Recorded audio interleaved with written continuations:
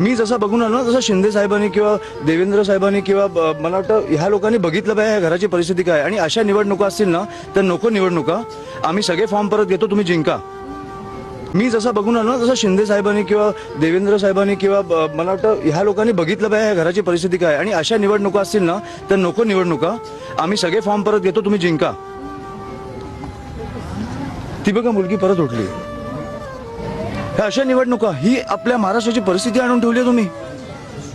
मी कधीही कोणी वारल्यावर राजकारण करत नाही आणि आज पण मी नव्हतो करायला आलो. पण तुम्हाला कधीतरी कळणार आहे की नाही की तुमचे राज्य कुठे नेऊन ठेवलंय तुम्ही.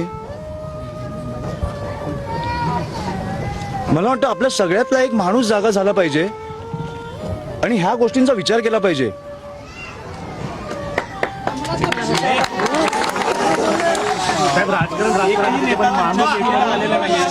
एकही नेता त्यांच्या कुटुंबाच्या भेटीला. मग माझी विनंती आहे, फडणवीस साहेबांना माझी विनंती आहे, एक दिवस प्रचार सोडा आणि प्लीज या. तुम्हाला निवडणुका काय कुठच्या पातळीला नेऊन ठेवल्यात ना आपल्याला कळतील.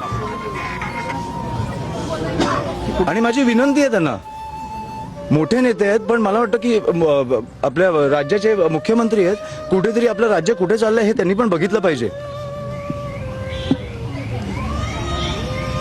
ही कुठची परिस्थिती आहे.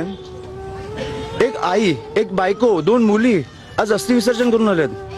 कशासाठी? निवडणुकीसाठी. ह्याची उत्तरं मला मिळालीच पाहिजेत आणि बाळासाहेबांना न्याय हा मिळालाच पाहिजे.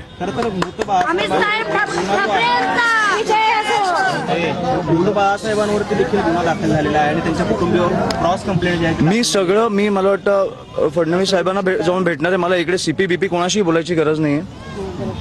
फडणवीस साहेबांनी मुख्यमंत्री म्हणून मला एक 10 मिनिटं द्यावी. मला सगळी परिस्थिती त्यांच्याकडे मांडायची. मला वाटतं एक दिवस सोलापूरला येऊन ते जाऊ शकतात. ही राजकारणाची परिस्थिती मी सहन नाही करू शकत. आपलं राज्य असं नाही असू शकत. आणि मला वाटतं सोलापूरकर म्हणून पण तुम्ही विचार केला पाहिजे की हे कुठे नेतंय आपलं शहर.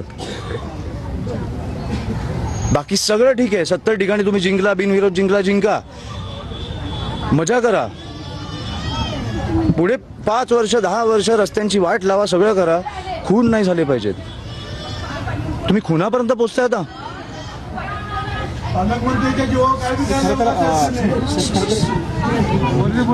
मला काही बोलायचं नाही. मी आता डायरेक्टली फडणवीस साहेबांना जेव्हा प्रचारात वेळ मिळाला मी त्यांना जाऊन भेटणार आहे.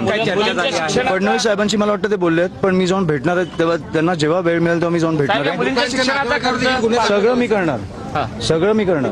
तुम्ही त्यांची काळजी नका करू आणि मला आर्थिक गोष्टी इकडे बोलायच्या नाही आहेत. व्हिडिओ आवडल्यास लाईक आणि सबस्क्राईब करायला विसरू नका. धन्यवाद.